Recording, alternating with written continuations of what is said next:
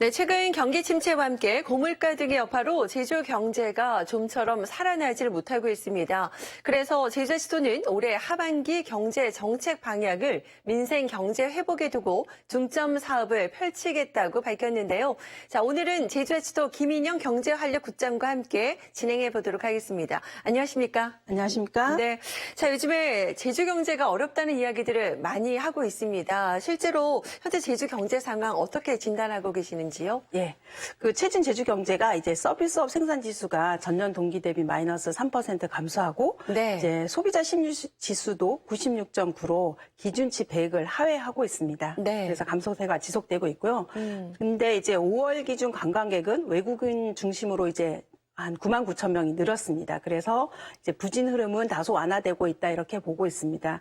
다만 여기 이제 미분양 주택이 증가하는 거하고 네. 신규 이제 건설 업체가 이제 폐업하는 수가 증가하고 있어서 네. 이 부분은 이제 회복세를 제약하고 있는 요인이다라고 이렇게 보고 있습니다. 네, 그렇군요. 요즘에 이렇게 또 사실 물가가 높다고 하다 보니까 많은 분들이 어려움을 또 호소하시고 계십니다.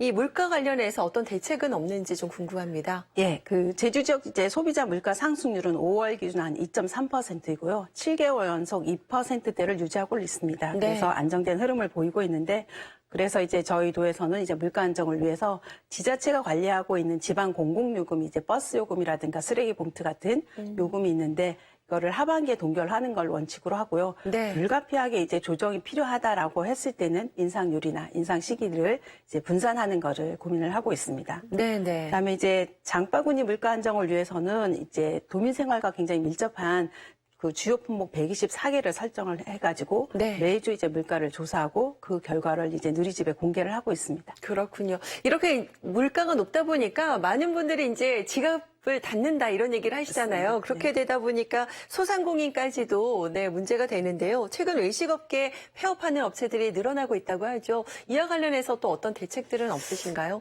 예, 일단 소상공인들에 대해 가지고 지난 코로나 때 지원이 나갔던 특별 경영 안정 자금이 만기가 도래 있습니다. 네. 그래서 그 만기가 도래된 대출금에 대해 가지고 상환 유예를 해가지고 1년 상환 유예를 시켜주고 있고요. 연장을 네. 시켰고, 그래서 4월 기준 약 한 450억 정도가 이제 연장에 신청이 되었습니다. 네, 네. 또 그다음 지난 3월 18일부터 이제 새희망 새 출발 특별 보증 한 500억 정도를 마련을 해가지고요. 최저 1천만 원에서 최고 1억 원까지 신속하게 자금을 지원을 해주고 있는데, 네. 또한 4월 말 기준으로 하면 247억 원 정도 해서 실적을 보이고 있습니다.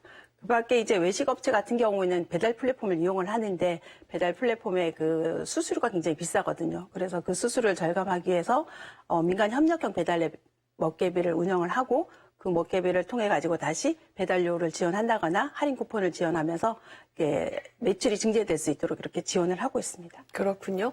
근데 이제 소상공인들이 이렇게 어렵다는 건 각 가게에도 어렵다는 영향을 느끼게 되거든요. 그렇다면 일반적인 우리 도민들을 위해서는 어떤 또 대책들이 좀 있을까요? 이제 고금리로 인한 가계 대출에 대한 연체율이 상승을 하고 있고요. 네. 시의적절하게 금융 지원을 통해 가지고 가계 부채가 부실화되는 걸 방지하기 위해서 지난해부터 하고 있는데 금융포용 정책을 적극 추진하고 있습니다. 네. 먼저는 이제 금융 소외자들이 이용하는 소액 대출에 대해 가지고 2차 보전을 지원을 해주고 있고요.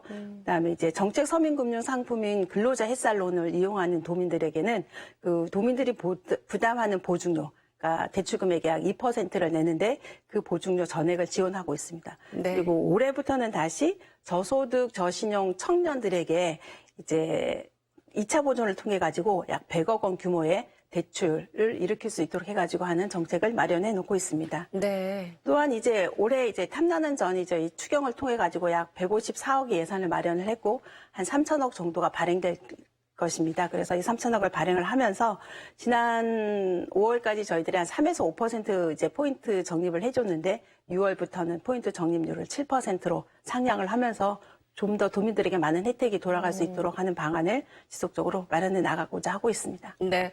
자, 이렇게 말씀하신 것처럼 이제 내수경제 활성화를 위해서 다양한 제주도에서 정책들, 지원들이 있는데 또 도민들이 느끼는 또 체감은 또 그게 아닐 수도 있거든요. 어떻게 보십니까? 네. 근데 저희도 이제 올해 경제정책 방향에서 지역경제 회복 활력에 중점을 둬가지고 약 한 1조 2천억 정도를 예산을 편성해서 각종 그 정책 지원을 하고 있고요. 네. 거기에 이제 이번 추경에 다시 민생경제 회복을 위해 가지고 한 4,500억 이상을 가용한 모든 재원을 동원해가지고 마련을 네. 했습니다. 그래서 이런 것들이 이제 본여성과 추경 예산이 지역 경제에 빠르게 스며들 수 있도록 함으로써 정책 방향을 수립을 하고 추진을 해 나가고 있습니다. 더불어서 이제 물가 안정이라든가 민간 소비 활성화, 금융 포용 정책, 아까 말하는 뭐 탐나는 점 포인트 등 도민들이 실질적으로 체감하고 느낄 수 있는 정책을 좀 더 구체화하고 실현해 나갈 수 있도록 더 노력하도록 하겠습니다. 네, 알겠습니다. 오늘 뉴스 대답은 여기까지 말씀 듣겠습니다. 고맙습니다. 감사합니다.